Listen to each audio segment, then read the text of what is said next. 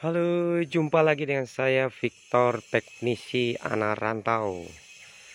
Ya, kali ini saya ingin menjelaskan sedikit bagaimana cara pengenalan instalasi pipa kolam renang.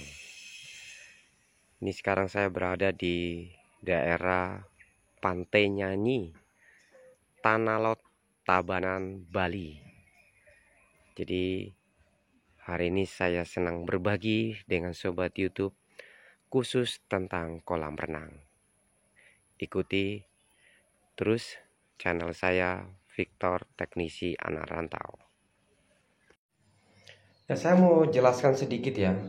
Ini soal bagaimana mengenal baik instalasi pipa untuk kolam renang ya. Ya, yang pertama yang sobat YouTube harus pahami yaitu pipa sedot ya, dari kolam menuju ke pompa itu ada 3 ya. Yang pertama Mandarin, kedua vakum, dan yang ketiga balancing tank. Ya, bergantung setiap kolam renang ada yang tidak menggunakan balancing tank, hanya menggunakan Mandarin, skimmer, dan vakum. Tapi ada juga yang menggunakan 2 pipa penyedotan. Yang pertama yaitu skimmer dan Mandarin.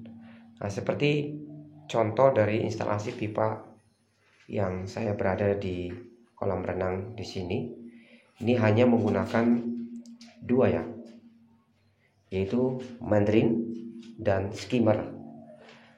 Ya, sedikit saya mau menjelaskan apa peran dari 2 pipa ini.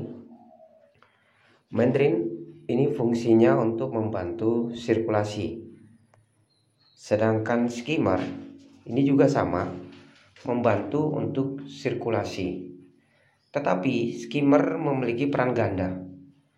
Yang pertama untuk sirkulasi, dan yang kedua untuk fungsinya untuk vakum.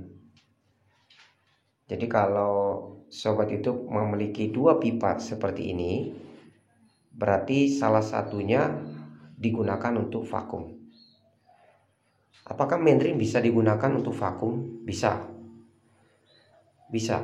Kalau misalnya skimmernya bermasalah, sobat itu bisa gunakan Mandarin untuk vakum.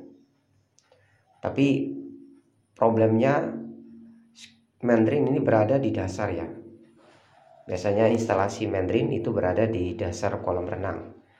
Itu butuh bantuan sobat itu berenang dan masukkan selang pipa ke dalam Mandarin.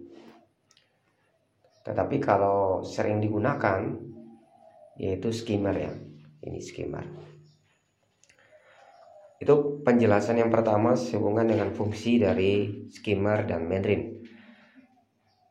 Untuk mengenal baik lagi tentang instalasi pipa, sobat YouTube juga ingin tahu, kalau mau lebih cepat tahu pipa yang dari kolam renang yang fungsinya untuk menyedot, itu bagaimana caranya kita bisa lebih tahu dengan baik pipa-pipa yang fungsinya untuk menyedot. Ya, yang pertama ini ya, sobat itu bisa lihat 2 pipa ini arahnya langsung ke pompa.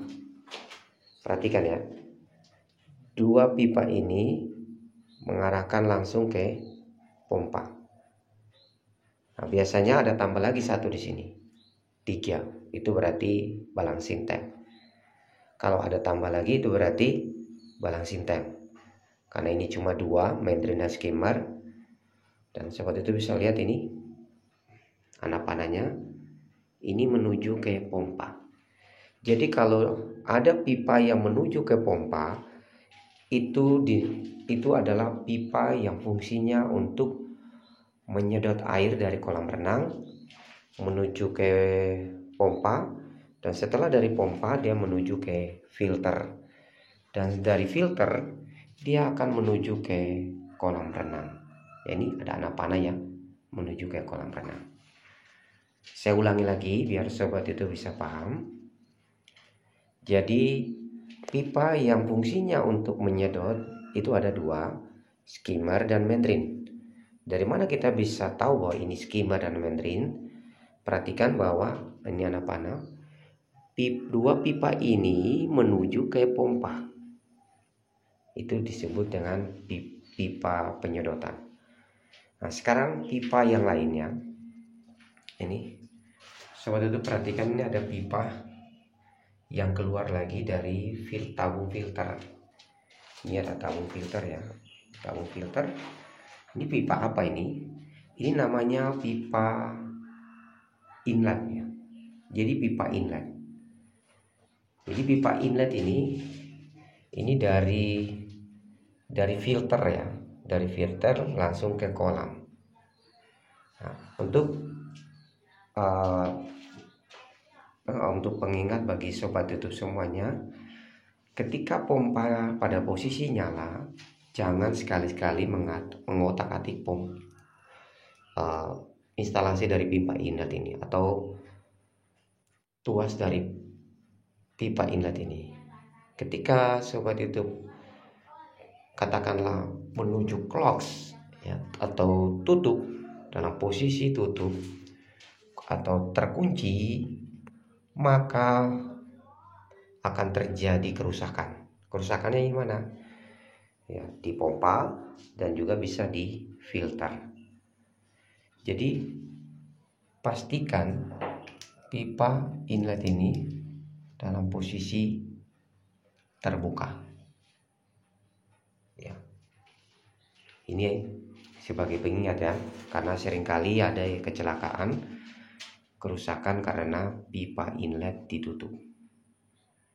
Jadi pada saat pompa nyala, pastikan bahwa tuas dari pipa inlet itu posisi terbuka. Nah, itu kita sudah lihat. Yang kedua yaitu pipa inlet. Nah, sekarang ini pipa apa? Ya, ini satu pipa yang keluar ini. Ini adalah pipa fungsinya untuk membuang ya, atau disering disebut backwash. Ya, pipa yang terakhir ini biasanya ada valve-nya di sini ya. Ada valve-nya. Jadi ketika kita mau backwash, kita arahkan, misalnya kita mau arahkan nih tuasnya ke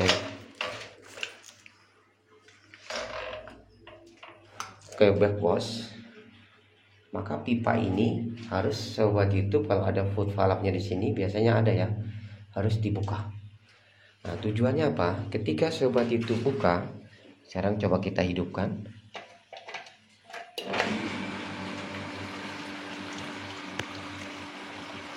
Ya, sobat itu bisa lihat itu airnya terbuang ya.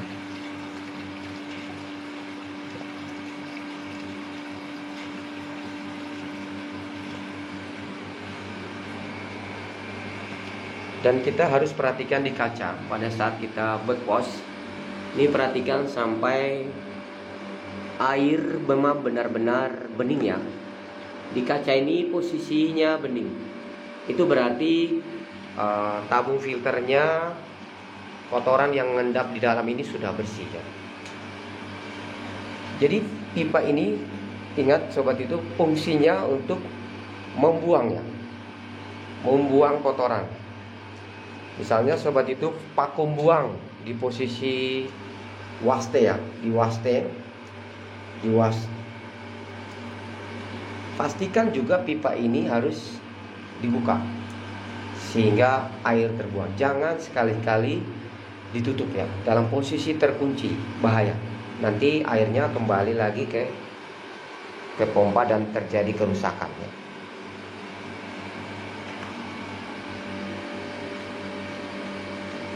Sepertinya sudah bening, kita matikan. Kita kembalikan lagi ke posisi filter ya.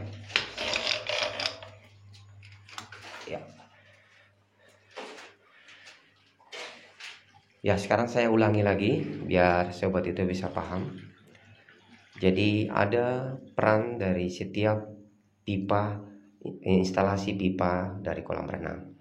Jadi kalau sobat itu ada 2 atau 3 pipa yang menuju ke pompa, itu fungsinya untuk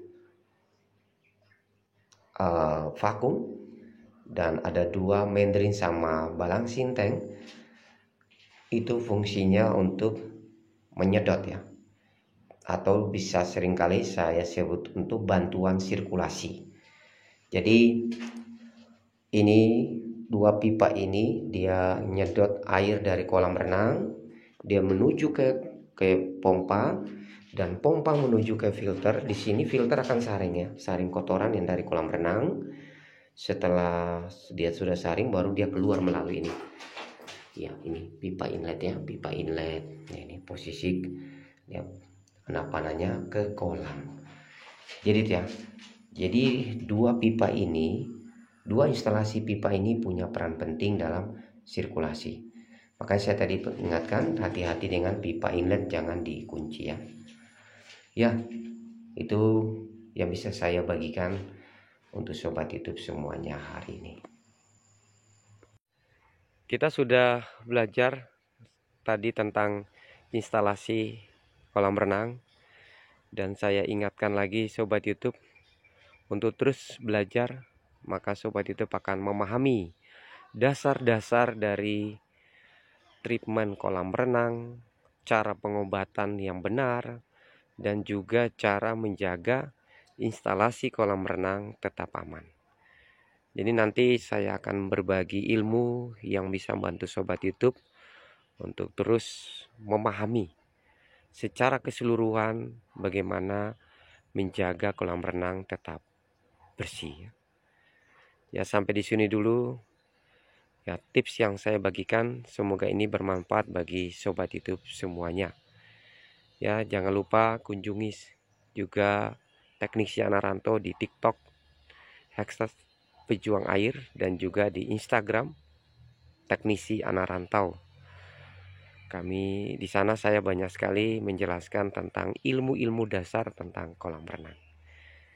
Ya, sekali lagi semoga ini bermanfaat bagi sobat YouTube semuanya, dan sampai jumpa lagi di tutorial atau channel YouTube Teknisi Anarantau berikutnya. Salam pejuang air.